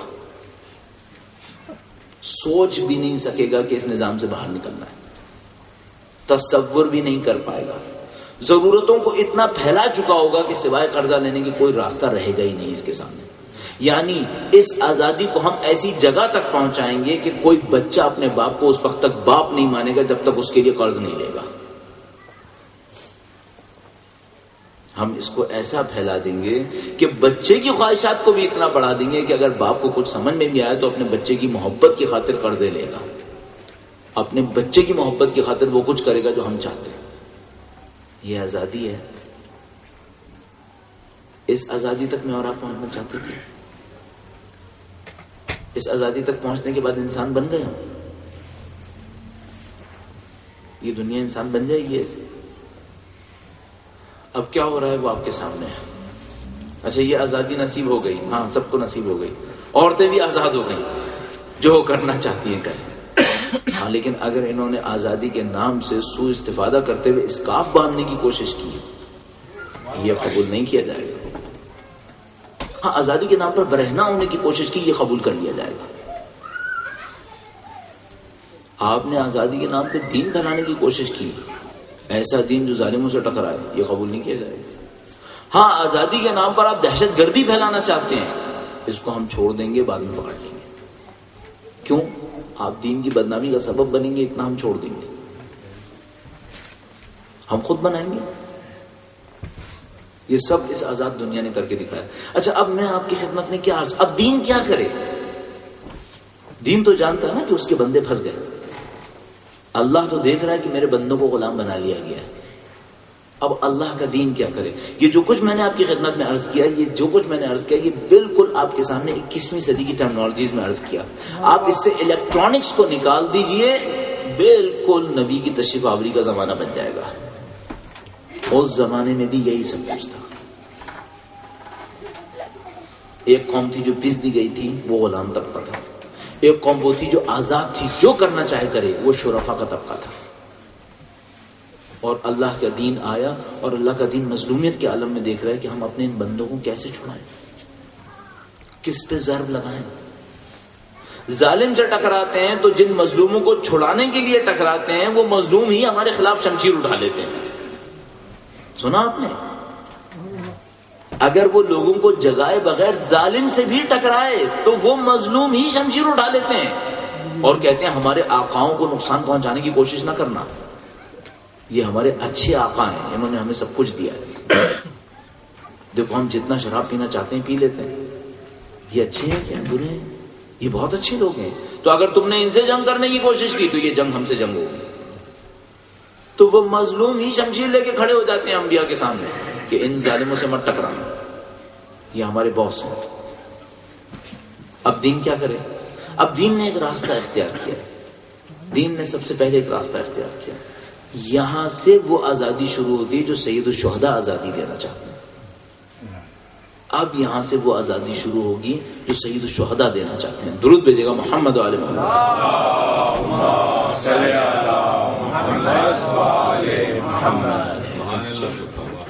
اذان محترم, یہ وہ کچھ ہے جو آپ کسی مجلس میں کبھی نہیں سن پائے ہوں گے. یہ آپ نے, میں گارنٹی سے کہہ رہا ہوں, آپ نے کسی مجلس میں یہ سب نہیں سنا ہوگا. اور حقیقت یہ ہے کہ ایسا نہیں ہے کہ لوگ ان باتوں کو جانتے نہیں ہیں. بہت کم جرأت کر پائے گا کوئی کہ مجلس میں اس کا تذکرہ. صحیح ہے, لیکن میرے ساتھ ایک خوبی ہے. آپ سمجھ لیں میری خرابی ہے یا میری خوبی ہے. میں جہاں مجلس پڑھنے جاتا ہوں عہد کرتا ہوں کہ دوسرا عشرہ یہاں کبھی نہیں آؤں گا. دوسرا عشرہ نہیں آؤں گا. یعنی اگر 1432 محرم میں نے یہاں پڑھا ہے تو میں طے کر کے آتا ہوں کہ 1433 تو ہرگز یہاں نہیں پڑھوں گا. تو میں آزاد ہو گیا. مجھے اس کی پرواہ کی ضرورت نہیں ہوتی کہ سامنے والے کیا کہیں گے. بھائی زیادہ سے زیادہ کیا کریں گے, یہ کہ اگلی دفعہ نہیں بلائیں گے, وہ تو میں پہلے سے طے کیے بیٹھا ہوں کہ میں نہیں آؤں گا. معاملہ ہی حل ہو گیا. بھائی مصیبت میں تو وہاں پڑے نا جب وہ سادہ سی بات ہے کہ اگر کسی کی جیب میں بہت کچھ ہو اور ایک لٹیرا پہنچ جائے کہ جو جیب میں ہے وہ دو, تو یہ ڈر کے مارے چھپتا ہے کہ میں کہاں جاؤں. ایک آدمی جو خود کنگلا, اس سے کوئی کہے جو جیب میں ہے وہ دے دو, کہتا ہے ہاں بھائی لے لو. یہ کچھ ہے ہی نہیں. جس کے پاس لوز کرنے کو کچھ نہیں ہے اس کے پاس خوف کس بات کا ہوگا. تو اس خاطر ہم میں یہ جرأت ہے کہ ہم وہ باتیں بھی کر سکتے ہیں جو دوسرے شاید کرتے ہوئے ڈریں گے کہ بھائی آگے کیا ہوگا. ہمارا آگے کچھ ہے ہی نہیں. جب کچھ نہیں ہے تو الحمدللہ رب العالمین, پھر آزادی آزادی ہے. اب میں آپ کی خدمت میں وہ آزادی عرض کرتا ہوں جو سید الشہداء آزادی دینا چاہتے ہیں. ان لم یکن لکم دین ولا تخافون المعاد. اگر تمہارے پاس دین نہیں ہے، تمہیں معاد کا خوف نہیں ہے، فَكُونُوا أَحْرَارًا فِي دُنْيَاكُمْ. سید الشہداء کیا کہہ رہے ہیں؟ اے مغرب میں زندگی گزارنے والے انسانوں، تم مسلمان نہیں ہو، تمہارے پاس دین نہیں ہے، آزاد تو بن جاؤ کم از کم. تم غلام بن گئے ہو، تم پڑھے لکھے غلام بن گئے ہو، تم ٹیکنوکریٹ غلام بن گئے ہو، تم بیوروکریٹ غلام بن گئے ہو، تم پولیٹیشین غلام بن گئے ہو، تم دولت مند غلام بن گئے ہو، تم فقیر بھی غلام بن گئے ہو، تم غلام بن گئے ہو. آزاد بن کے دکھاؤ. یہ کون سی آزادی ہے؟ دین اس آزادی کو کہاں سے شروع کرتا ہے؟ دین اس آزادی کو ایک لفظ میں، پہلی چیز کنٹرول، یہاں سے آزادی شروع ہوگی. جس دن تم اپنی نفسانی خواہشات کو کنٹرول کرنا سیکھ گئے، اس دن تم آزاد ہو. جتنا تم نفسانی خواہشات میں بہتے رہے، تم غلام ہو، غلام ہو، غلام ہو، تمہیں پتہ نہیں چلے گا. جس دن نفسانی خواہشات کو کنٹرول کرنا شروع کر دیا، تمہاری آزادی کا دن شروع ہو گیا. لہذا ہمارے پاس ایک مشہور و معروف جملہ ہے، کہتے ہیں ایک نفس پاؤں پہ رکھو، دوسرا ایک پاؤں نفس پہ، دوسرا پاؤں جنت میں. ایک پاؤں نفس پہ، دوسرا پاؤں جنت میں. یہ اللہ کا راستہ. میں ایک واقعہ آپ کی خدمت میں عرض کرتا ہوں. نفس کی غلامی انسان کو کہاں لے کے جاتی ہے؟ درود بھیجے گا محمد و آل محمد پر.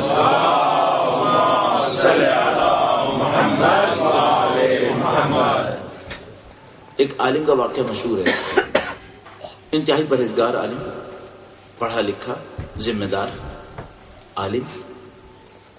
ایک خلیفہ اس کا انتخاب کرتا ہے کہ یہ میرا قاضی القضات بن جائے. قاضی القضات یعنی چیف جسٹس. اس کو کہتا ہے بھائی اس کو میں آفر کرتا ہوں کہ یہ میرا چیف جسٹس بن جائے. وہ بڑا ہی پاکیزہ پرہیزگار انسان تھا. اس نے رسول خدا کی روایت پڑھی تھی کہ علماء کے لیے اچھا نہیں ہے سلطانوں کے دربار میں جانا. پڑھی ہوئی تھی. اس کو پتا تھا یہ ظالم سلطان ہے، اس کے دربار میں جانا میرا اچھا نہیں ہے. اس نے کہا تم قاضی القضات بن جاؤ، میرے چیف جسٹس بن جاؤ. کہا میں نہیں بنوں گا. اس نے کہا کہ ٹھیک ہے، اگر تم سمجھتے ہو تمہارا چیف جسٹس بننا تمہارے معنویت کے لیے نقصان دہ ہے، تمہارے دین کے لیے نقصان دہ ہے، تو تم میرے شہزادوں کے استاد بن جاؤ. میرے شہزادوں کے استاد بن جاؤ. یہ تو تمہارے لیے کام صحیح ہے نا، تم پڑھاؤ گے، تمہیں کچھ کرنا نہیں پڑے گا. کہنے لگا کہ یہ تمہارے شہزادے میرے گھر پہ آئیں گے یا مجھے تمہارے محل میں جانا پڑے گا؟ کہنے لگا یہ محل میں آنا پڑے گا. کہنے لگا میں نہیں آؤں گا، میں تمہارے شہزادوں کا استاد نہیں بن سکتا. اچھا اب بادشاہ بڑا چھٹپٹ آیا، کہنے لگا کہ یہ تو اس نے ہماری بہت توہین کی ہے کہ ہم اس کو پیشکش کر رہے ہیں اور یہ مانتا ہی نہیں ہے. ایک دن بڑے غصے میں بیٹھا تھا. اس کا وزیر اس کو دیکھتا ہے، کہتا ہے بادشاہ سلامت کیا مشکل ہے، آپ کیوں اس طرح پریشانی کے عالم میں؟ کہنے لگا کہ اس عالم نے بڑا تنگ کیا ہے کہ میں نے اس سے کہا کہ تم چیف جسٹس بن جاؤ، نہیں بنا، اور میں نے کہا شہزادوں کے تم استاد بن جاؤ تو نہیں بنا. وزیر ہنس کے کہنے لگا یہ دونوں لے گا، یہ دونوں عہدے لے لے گا. بادشاہ نے کہا فی الحال تو ایک بھی نہیں مانتا. کہا یہ آپ مجھ پر چھوڑ دیجیے، آپ کی طرف سے ایک پیغام بھیج سکتا ہوں. اس نے کہا بھیج دو. کہنے لگا کہ کچھ نہیں کرتا. اس نے پیغام بھیج دیا عالم کے نام. کہا بادشاہ سلامت نے کہا ہے کہ اگر آپ کی مرضی نہیں ہے کہ آپ چیف جسٹس نہیں بننا چاہتے تو مت بنیے، اور اگر آپ کی مرضی نہیں ہے کہ آپ شہزادوں کے استاد نہیں بننا چاہتے ہیں تو آپ مت بنیے. صرف ایک کام کر دیجیے، ایک دفعہ دوپہر کے کھانے پہ آ جائیے. ایک دفعہ کھانے پہ ہمارے یہاں آ جائیے. اگر آپ تشریف لے آئیں تو ہمارا اصرار ختم ہو جائے گا، اور اگر آپ تشریف نہیں لائیں گے تو ہمارا اصرار بڑھتا چلا جائے گا. اچھا عالم نے سوچا کہ ایک دفعہ جانے میں کیا برائی ہے، ایک دفعہ جاؤں گا جان چھوٹ جائے گی میری، اس کی لیے ہمیشہ سے مصیبت ہی ختم ہو جائے گی. اس نے کہا ٹھیک ہے میں یہ ماننے کو تیار ہوں. ایک دفعہ دسترخوان پہ آیا. اب وزیر نے دعوت تیار کی اور لوگ پریشان ہو رہے تھے کہ کیا کوئی بادشاہ دعوت پہ آ رہا ہے. جو کچھ دنیا کی حسین و جمیل نعمتوں میں سے لا سکتا تھا، آپ اچھی طرح سمجھ گئے، وہ سب لے کر آ گیا. وہ سب ڈھیر کر دی اس نے. وہ عالم صاحب آئے، وہ ایک دفعہ اس دسترخوان پر پورے طول و تفصیل کے ساتھ بیٹھے. ایک دفعہ بیٹھے، شام کو گئے گھر اور رات کو پیغام پہنچایا کہ میں دونوں عہدے لینے کو تیار ہوں. میں دونوں عہدے لینے کو تیار ہوں. وزیر نے کہا میں نے کہا تھا آپ سے کہ یہ دونوں عہدے لے لے گا. دونوں عہدے لے لیے. نفس پرستی کی گراہ چھوٹی لگائی ہے تو کبھی بھی کھل جائے گی. چھوٹی گراہ ایک کھانے سے کھل گئی. اچھا اس کا دوسرا حصہ بھی ہے. جناب ان کی تنخواہ طے کر دی گئی، بڑی زبردست ایک تنخواہ طے کر دی گئی. وہ تنخواہ لینے جاتا تھا. اس زمانے میں کوائنز ہوتے تھے، سکے ہوتے تھے. یہ سکے پوٹلیوں میں رکھے ہوتے تھے. مثلا ایک پوٹلی 1000 کی، دوسری پوٹلی 1000 کی، ایک پوٹلی 5000 کی. تو جناب اس کی تنخواہ مثال کے طور پر 50,000 درہم تھی. یہ 50,000 کی پوٹلی لینے جاتا تھا. تو یہ ایک دفعہ خزانچی کے پاس گیا، اس سے 50,000 کی پوٹلی لے کر گھر آ گیا. 50,000 کی پوٹلی لے کر آیا. اگلے دن لائن میں لگا، خزانچی کے پاس پہنچا اور اس کو کہا کہ ان میں سے ایک سکہ کھوٹا ہے، ایک سکہ کھوٹا ہے. اس نے کہا کہ میں تبدیل تو کر دوں گا، لیکن جو یہاں سے 5,000 لے کر جاتا ہے وہ ایک سکے کی خاطر آج تک نہیں آیا تھا، اور تم 50,000 لے کر گئے اور ایک سکے کی خاطر آئے. کہنے لگے انہوں نے کچھ بیچا نہیں ہے، میں نے دین بیچا ہے. کہنے لگا انہوں نے کچھ بیچا نہیں ہے، میں نے دین بیچا ہے. ایک ایک سکہ پورا لوں گا. انسان اتنا ذلیل ہو جاتا ہے، اتنا ذلیل ہوتا ہے. عزیزان محترم، اللہ تعالیٰ کے دین کو یہ پتا ہے مشکل اوپر سے حل نہیں ہوگی، مشکل اندر سے حل ہوگی. اس نے کہا ہم ظالم کو نشانہ بنانے سے پہلے مظلوم کو جگا دیں. اگر مظلوم کو جگا دیا تو یہ ظالم بھی ظلم سے خود ہی ٹکرائے گا. پھر یہ نہیں ہوگا کہ ہم ظالم سے ٹکرانے گئے اور خود مظلوم شمشیریں لے کے کھڑے ہو گئے. پھر صرف ایک کام ہوگا. حضرت بلال سے کہا گیا اس کو کوڑا مارو. حضرت بلال نے کہا میں نہیں ماروں گا. ان کے مالک نے کہا کوڑا مارو اس کو، تم غلام ہو، تمہارا کام ہے کہ جو ہم کیا کرو. کہنے گیا نہیں، میں وحدہ لا شریک کا ماننے والا ہوں، میں ظلم نہیں کروں گا. غلام آزاد ہو جاتے ہیں جب وحدانیت ان کے دلوں میں آ جاتی ہے، اور آزاد غلام بن جاتے ہیں جب وہ نفس پرست ہو جاتے ہیں. آج کے آزاد غلام بنے گئے. دین آزادی دینے آئے. زین محترم، دین آزادی دینے آئے. کیسے آزادی دے گا؟ نفس پرستی سے لڑو، تم آزاد ہو جاؤ. اگر اس دنیا کے اندر کسی نے حق کے لیے کوئی کارنامہ کیا ہے تو پہلے نفس پرستی سے لڑا. یہ جو میں نے آپ کے سید الشہداء کی مجلس کے اندر اتنی دیر نفس کے اوپر بات کی، اتنی دیر برزخ کے اوپر بات کی، کیوں بات کی؟ چونکہ مجھے پتا ہے سید الشہداء کا پیغام یہ ہے کہ ان کے والد گرامی نے کہا تھا ظالم کا مقابلہ کرنا، اور اگر میں آپ جیسوں کو ظالم کے مقابلے کے لیے کھڑا نہ کر سکا تو میں نے سید الشہداء کے پیغام سے وفا نہیں کی. اور اگر مجھ جیسا آدمی چاہتا ہے کہ یہ ظالم کے مقابلے کے لیے کھڑے ہوں تو اس کا پہلا راستہ یہ ہے کہ ان کی نفس پرستی ختم ہو. اگر نفس پرستی میں مبتلا رہیں گے میرے جیسے لوگ تو کبھی بھی سید الشہداء کے پیغام پہ عمل نہیں کریں گے. ضروری ہے کہ نفس پرستی کا خاتمہ ہو، اس کے بغیر کوئی حق کامیابی حاصل نہیں کرے گا. اور جہاں کہیں انسانوں نے اپنی نفس پرستی کو کنٹرول کرنا شروع کر دیا، یہ حق کے سپاہ بن جاتے ہیں، یہ حق کے فوجی بن جاتے ہیں. عزیزان محترم، آپ کو امام زمانہ کا فوجی بننا ہے. آپ نے آرزو کی ہے، آپ نے العجل العجل کہا ہے، آپ نے ام الائمہ بی بی سیدہ سے وعدے کیے کہ ان کے فرزند کا ساتھ دیں گے. آپ ان کے ایک فرزند دشت کربلا میں بے آبان و انصار شہید ہوئے. سیدہ کے لخت جگر شہید ہوئے ایک پردہ غیبت میں. آخری چانس ہمارے اور آپ کے سامنے. اگر ہم نفس پرستی سے نہ لڑے تو ہم کیسے ان کا ساتھ دے سکتے ہیں؟ ہمیں اپنی نفس پرستی سے لڑنا ہوگا تاکہ جب وہ اگلی دفعہ پرچم زہرا لے کر آئیں سلام اللہ علیہا ہم ان کا ساتھ دے سکیں. آپ سید الشہداء کے عاشق ہیں، آپ سید الشہداء کے چاہنے والے. اگر میں آپ کو یہ پیغام نہ دے سکا تو میں نے سید الشہداء کے پیغام سے وفا نہیں کی ہے. اگر میں نے سید الشہداء کے پیغام سے وفا نہیں کی تو میں ان کے نام پہ عزت کمانے کا مستحق نہیں ہوں. یہ کہ آپ مجھے ذاکر حسین کہہ کر عزت دیں اور میں آپ کو سید الشہداء کے پیغام کو نہ دوں، یہ میں نے ظلم کیا. اگر آپ مجھے ذاکر حسین کہہ کر عزت دیں، اگر آپ مجھے ذاکر حسین کہہ کر اونچائی پہ بٹھائیں تو میرا فریضہ ہے، میری ذمہ داری ہے کہ میں آپ کو سید الشہداء کے نزدیک لے کر جاؤں، سید الشہداء کا پیغام آپ تک پہنچاؤں. اگر میں نے یہ کام نہیں کیا تو میں نے سید الشہداء سے وفاداری نہیں کی ہے. اور آپ کے دل سید الشہداء کے پیغام کے لیے تیار ہے، آپ سید الشہداء کے نہیں بات کرتے. مجھے کوئی حق نہیں بنتا کہ میں آپ اور آپ کے محبوب امام کے درمیان رکاوٹ بنوں. مجھے کوئی حق نہیں بنتا. آپ سید الشہداء کے چاہنے والے، آپ حضرت علی اکبر کے چاہنے والے،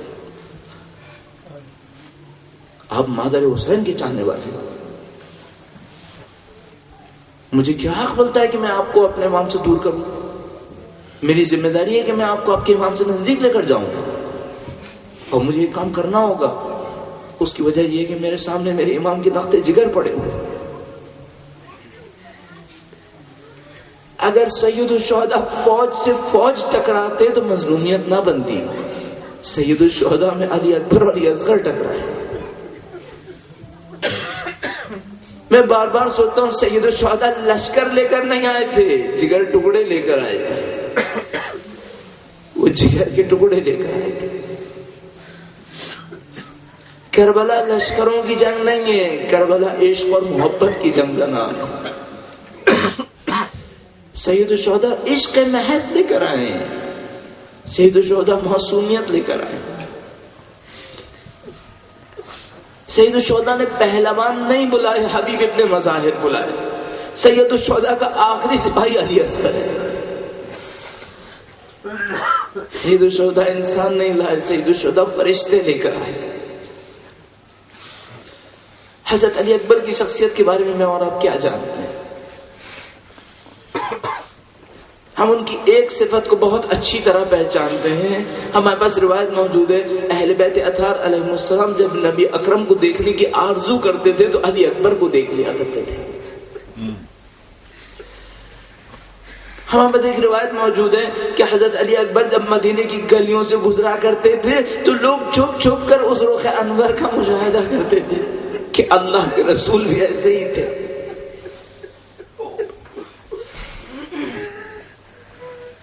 جب یہ قافلہ مدینے سے چلا تو لوگ رو رہے تھے. کسی نے پوچھا روتے کیوں؟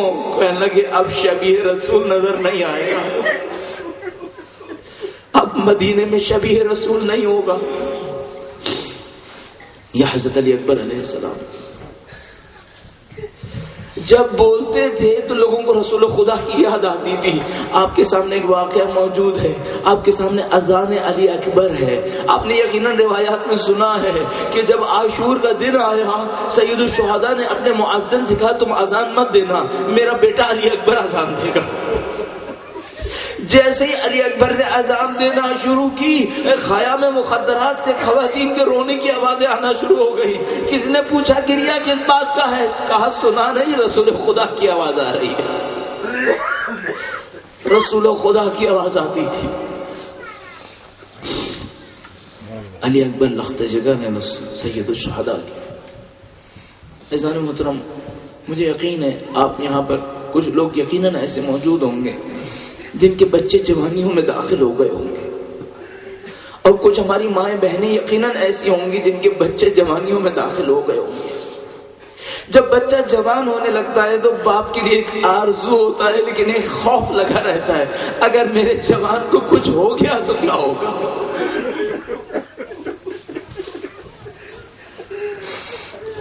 اور اگر باپ کے دل میں یہ غم ہوتا ہے کہ میرے جوان کو کچھ ہو گیا تو کیا ہوگا، تو ماں کا تو پوچھو ہی نہیں کہ کیا ہوتا ہے. ماں کا تو حساب ہی نہیں ہے کہ ماں اپنے جوان کو کیسا دیکھتی ہے، کیسا اس کو شیشے کے اندر رکھنا چاہتی ہے کہ کوئی میرے جوان کو ٹھیس نہ لگا دے. اور جوان اگر علی اکبر کا سا ہو، واللہ نہیں معلوم سید الشہداء نے علی اکبر کو جانے کی اجازت کیسے دی. آپ نے ایک مرثیہ سلام یقیناً سنا ہے، تقدم ولادی، کہ جب حضرت علی اکبر تشریف لائے تو سید الشہداء سوچ رہے تھے کہ میں زین العابدین کو بھیجتا، لیکن عابد تو ہیں بیمار. تقدم ولادی، اے میرے بچے تم بڑھو. علی اکبر کے بڑھنے کا وقت آ گیا ہے. سید الشہداء کے سامنے علی اکبر آئے. اگر کوئی اور آتا تھا کہ میں مارکے میں جانے کی اجازت چاہتا ہوں تو سید الشہداء اسے روکتے تھے, کہتے تھے تم مت جاؤ. اب اپنا بیٹا آیا ہے کہ بابا میں جا رہا ہوں, نہ کہہ پا رہے ہیں کہ جاؤ, نہ روک پاتے کہ رک جاؤ. علی اکبر آئے. کیا میں بوڑھوں سے پوچھوں کہ اگر ان کا بچہ الوداع کے لیے آئے گا تو ان کے دل پہ کیا گزرے گی؟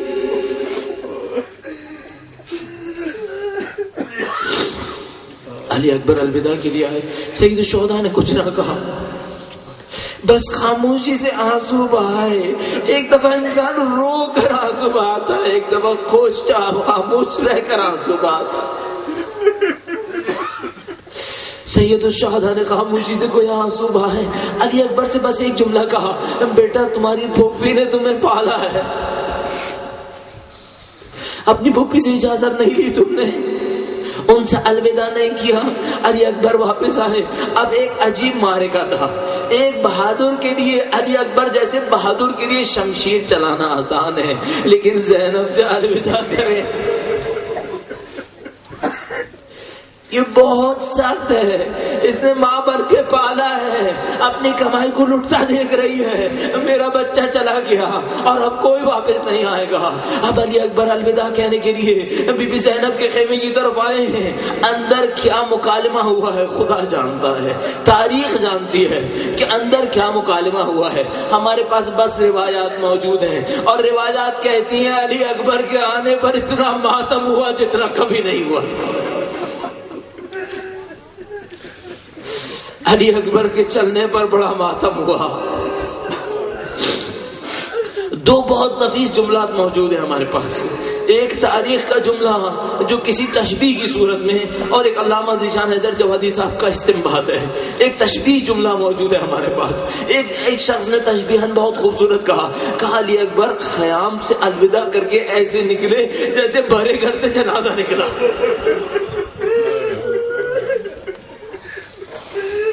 جیسے بڑے گھر سے جنازہ نکلا. اس پردے کا یہ عالم تھا کہ خیمے کا پردہ اٹھتا تھا, علی اکبر باہر نکلتے تھے, پھر واپس بلائے جاتے تھے.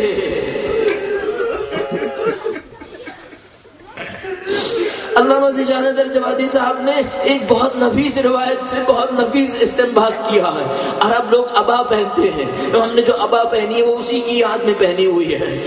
کہتے ہیں حضرت علی اکبر الوداع کہنے کے بعد جب متعدد دفعہ اندر گئے اور باہر آئے, جب باہر نکلے فرمایا آخری دفعہ کسی نے عبا کا دامن تھام کر پیچھے کھینچا.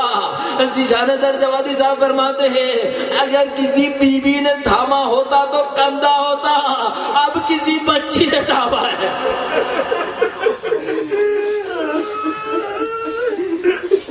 اب جو دامن تھاما ہے یہ کسی بچی نے تھاما ہے.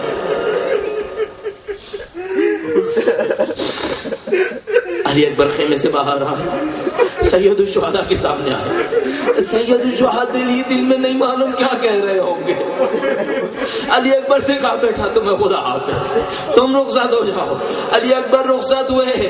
اب جب رخصت ہونے لگے سید الشہداء نے ایک عجیب جملہ کہا بیٹا علی اکبر دشمنوں تک فاصلہ کافی زیادہ ہے, دشمنوں تک پہنچنے سے پہلے مڑ مڑ کے مجھے دیکھنا, میں تمہارا چہرہ دیکھنا چاہتا ہوں.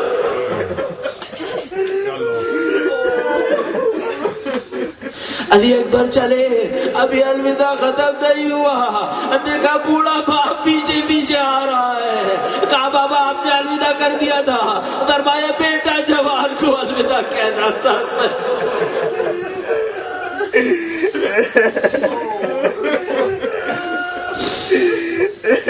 علی اکبر کا جہاد شیر حیدر کرار ہے, نہیں معلوم کیا جہاد کیا.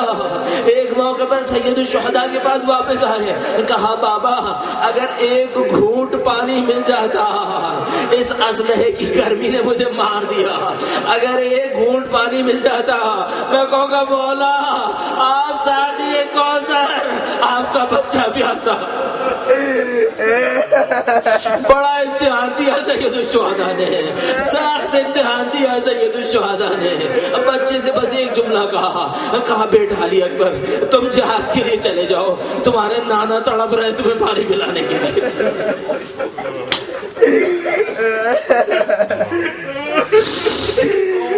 میرے نانا تڑپ رہے ہیں تمہیں پانی پلائیں گے، علی مرتضیٰ تمہیں پانی پلائیں گے، فاطمہ زہرا تمہیں پانی پلائیں گی، تم جہاد کے لیے چلے جاؤ بیٹا۔ گویا سید الشہداء کہہ رہے ہیں علی اکبر اب چلے جاؤ، اب کلیجہ پھٹ رہا ہے۔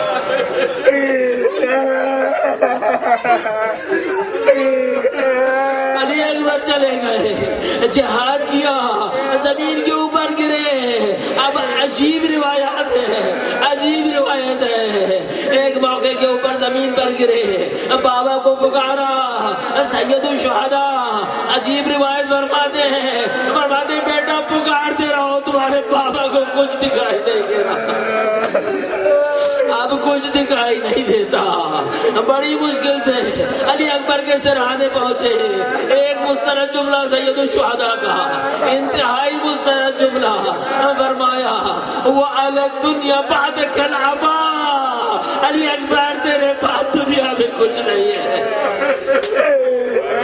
بیٹا، اب کچھ نہیں رہا، تو دنیا سے چلا گیا، اب کچھ نہیں بچا تیرے باپ کے لیے۔ ارے ایک مشکل باقی ہے، ابھی لاشا اٹھنا ہے،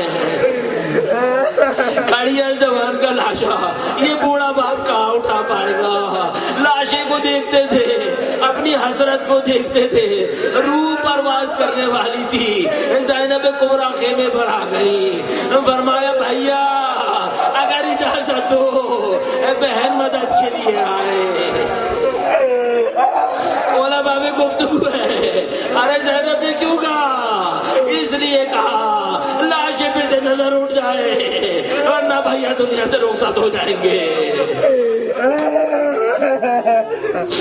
وہ در خیمہ پر آ گئی، فرمایا بہن اندر چلے جانا، ابھی حسین زندہ ہے، جب تک میں زندہ ہوں باہر نہ آنا۔ بی بی زینب نے جو دعوت دی کہ میں آؤں، ایک شاعر نے بڑا نفیس جملہ کہا، آپ عزاداران حسین کی نظر ہے، آپ کی محبتوں کی نظر ہے، علی اکبر کی چاہت کی نظر ہے، لاشا ہے برابر کا بھیا سے نہ اٹھے گا، لاشا ہے برابر کا بھیا سے نہ اٹھے گا، میں پالنے والی ہوں گودی میں اٹھا لوں گی۔ ارے میں پالنے والی ہوں گودی میں اٹھا لوں۔ ماتم حسین